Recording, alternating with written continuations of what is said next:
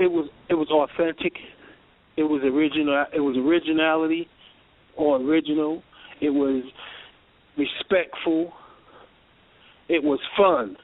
That's what's really missing. That's what I bring back to the game. Fun. Putting fun back in hip-hop, putting fun back in entertainment. Entertainment is supposed to be fun. We have to stoop to a society where the picturation of violence has become the norm and the sense for entertainment. So what it was back then, it was fun. It was able to go to parks, in alleys, in backyards, in your neighborhood, and just start having fun, rhyming, rapping, dancing, singing together, coming together, uniting and talking and building with each other, talking to each other. That's the difference with the music then. People had accountability for what they was putting out.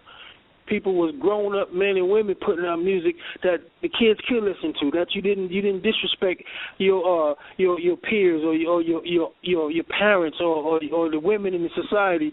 Women crying, screaming, talking about they weren't respected. Then they go out and put out songs, and not just put out songs like that, but people support it. Not saying that I don't want you to get your business on and your game on, or your hustle, if you will. I'm not knocking that. My point is accountability for what you do. Don't ask for somebody to respect you, and then you disrespecting people in the same voice that you put music out in. Come on, this doesn't make sense. So the difference from back then to now, reality. Welcome to real school. It was real. Okay, so that's what you'd like to see happen, and what you feel is missing from it. Yes. Okay. All right. So also, like we had mentioned before, you have some other talents as a chef. So did you do a lot of that, at all your shows? Did you do all the cooking? No. Oh, no. Please, no. Lord, no.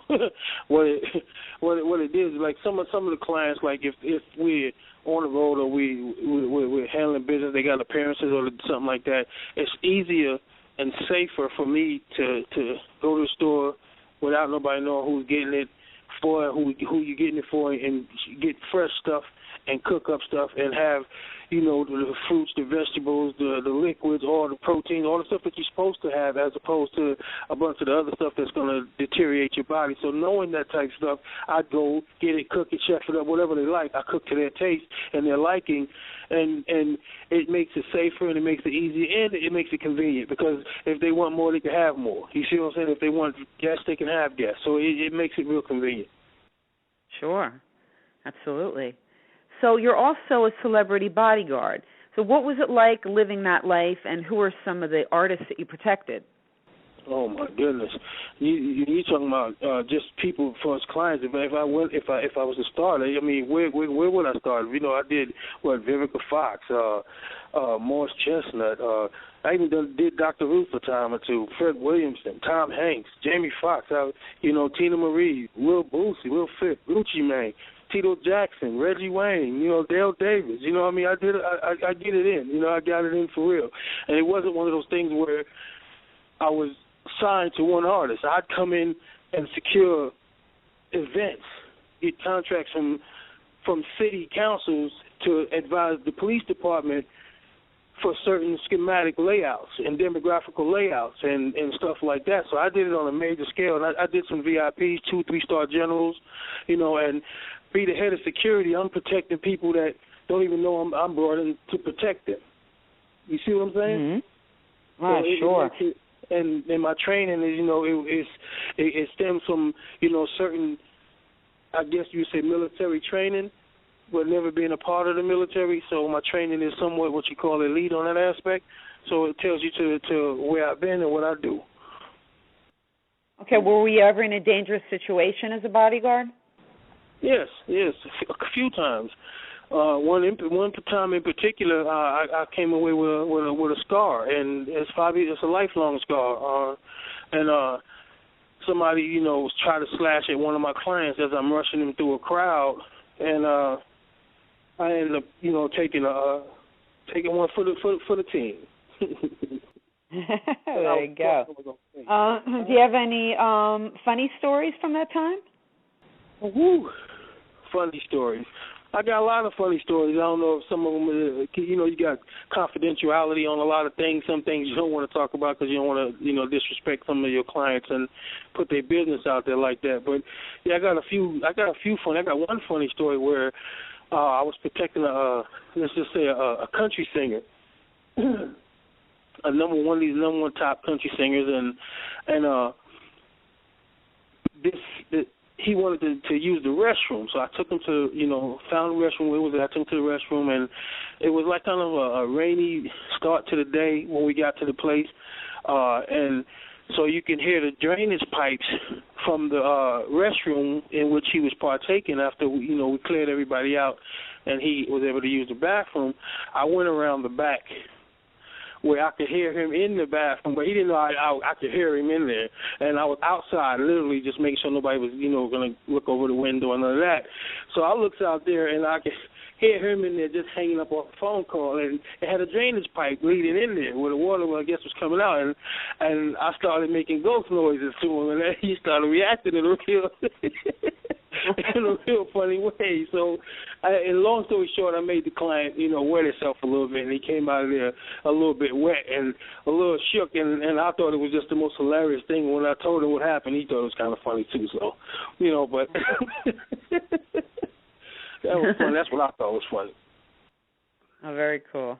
Okay, so now speaking of Tito Jackson and the Jacksons, you actually have a promotional song that you've done called "Be Where You Are." Do you want to give a little background on that? That song, it means a lot to me because it's like, I'm a Michael Jackson fan, what I mean, and as his music, will live forever, and his presence will always be felt because you got to think about it. Here's a man that always stayed up in that artistic room no matter what. Nobody said or thought about him. Now, that's stronger than some of these people that's puppets out here that follows the group and everybody as opposed to being an individual. Mike was the best at being an individual. He was the greatest at that. So be where you are is like be where somebody is on their great level. I want to be where you are on certain levels. If you're in love with somebody not with you want to be where they are. You want to be. You following me as a metaphor?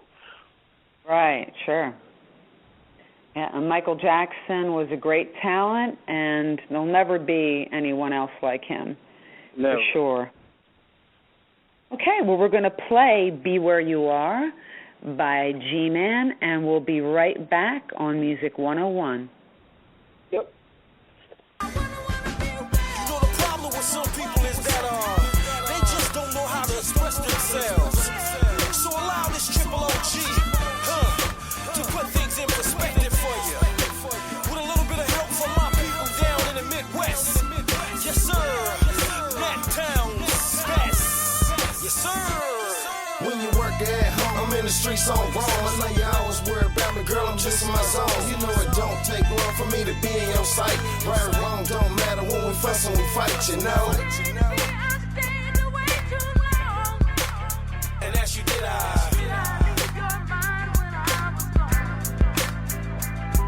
when we riding on the high, they can't get us apart. Down I-65, me and you in the dark. Now down to the world, sunshine when I rise. See thighs like eyes, kinda like Mariah, you know. And as you did,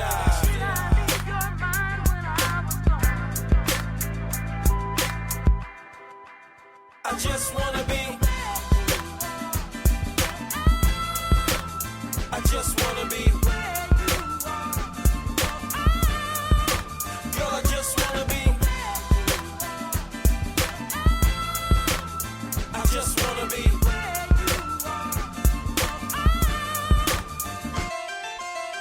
Trust me, I ain't gonna be long. You a Mr. Everything, how you going wrong?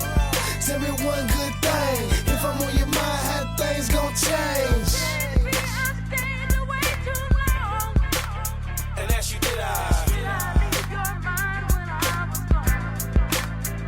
cause when you with a winner, ain't no more beginning. Every day lunchtime, gourmet dinners. I'm here for you, you here for me. We this together like toiletry. And as you did I leave your mind when I was gone? I just wanna be. I just wanna be. Girl, I just wanna be. I just wanna be. I wanna be where you are. Being right where you side when it's time to ride. Time you need me, I'll be there. I got your back and I ain't going nowhere.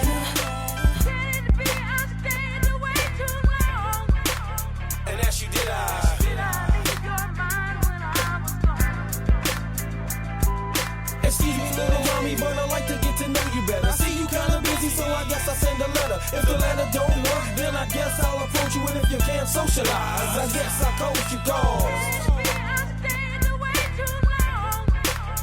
And as you did I leave your mind when I was gone? I just wanna be. I just wanna be. Girl, I just wanna be. I just wanna be. Okay, we're back with the original G-Man Hip Hop. G, is there anyone else that you haven't been a bodyguard to yet that you would like to? If I had a chance to bodyguard somebody, would I really like to? Yeah. You know, and I was supposed to do some work with Fantasia, and I think things fell aside, you know, through I guess management decisions and contracts and negotiations. You know, I spoke to her manager a few times. You know, nice guy. You know, great manager. You know, so I was supposed to do some bodyguard work for her, and I think I really would have liked to done some work with her, especially before she got into the turmoil that she had got into for a while back, in which, God bless her, she came up out of it, and she came up out of it a stronger and a better person for it, and a better woman for it, and I respect her. So I would love to do some work with her, either track-wise or even, you know, I don't do too much of the bodyguard thing anymore now because I created my legacy, and of course I'm into the music, back into the hip hop game to help clean it up a little bit. Feel me? Mhm. But Fantasia, sure. Yeah, Fantasia. She's a good talent. Are there any other things that you're involved in right now, or things that you're looking to do?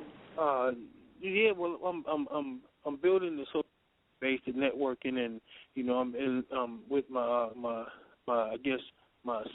southern region promoter, Casey Mott, you know, now, and we're doing shows, and we're traveling, and we're seeing different places and meeting new people, and the music is taking off good. It's starting to get a good, strong online presence, and things are starting to happen. And you know, I'm working on a reality show now called G-Man, the Bodyguard of All Things. You know, the knowledge and the experience of what it takes to get a celebrity from point A to point B safely. So that's kind of an intriguing aspect for people right now. So we're working hard getting that put together. You know, there's potential tours that's being worked around.